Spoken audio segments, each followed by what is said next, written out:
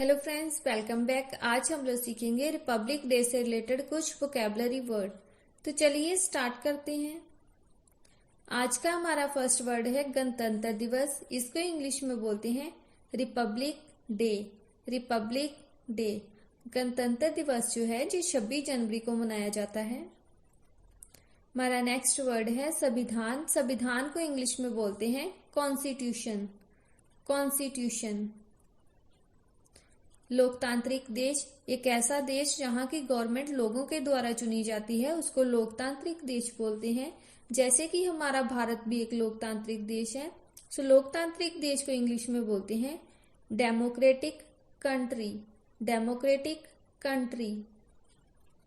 हमारा next word है लोकतंत्र। लोकतंत्र को इंग्लिश में बोलते हैं डेमोक्रेसी। डेमोक्रेसी।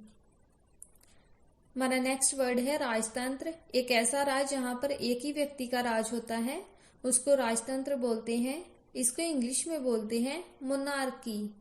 मोनार्की।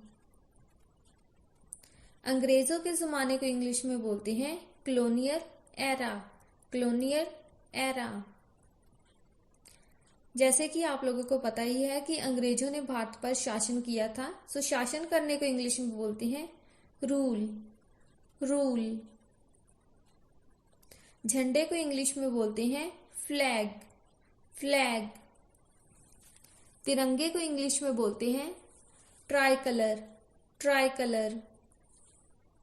झंडा फैलाने को इंग्लिश में बोलते हैं अनफॉल फ्लैग। अनफॉल फ्लैग। स्वतंत्रता सेनानी जिन्होंने आजादी की लड़ाई में भाग लिया था, इनको इंग्लिश में बोलते हैं freedom fighter. Freedom fighter. Parade को इंग्लिश में बोलते हैं मार्च। मार्च। सलामी देने को इंग्लिश में बोलते हैं सैल्यूट। सैल्यूट।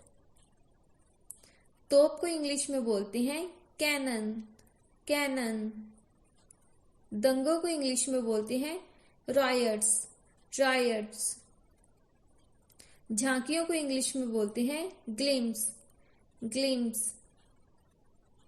संस्कृति को इंग्लिश में बोलते हैं कल्चर। कल्चर। लोक नृत्य को इंग्लिश में बोलते हैं फोक डांस। Folk dance. सेना या फिर फौज को इंग्लिश में बोलते हैं ट्रूप। ट्रूप।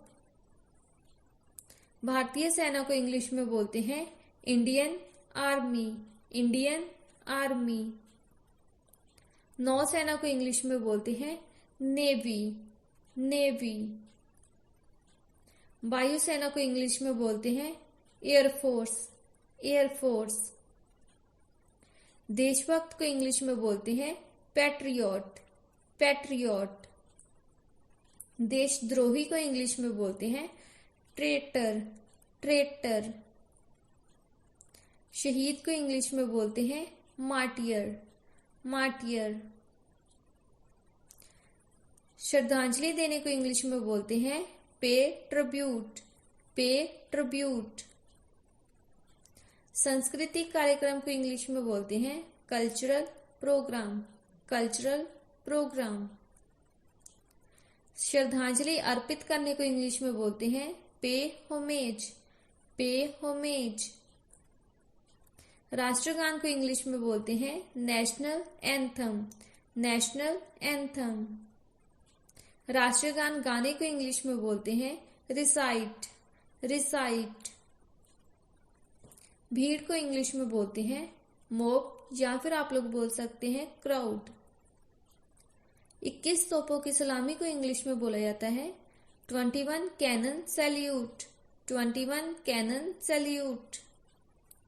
मुख्य अतिथि को इंग्लिश में बोलते हैं चीफ गेस्ट। Chief guest. भाषण देने को इंग्लिश में बोलते हैं स्पीच। स्पीच।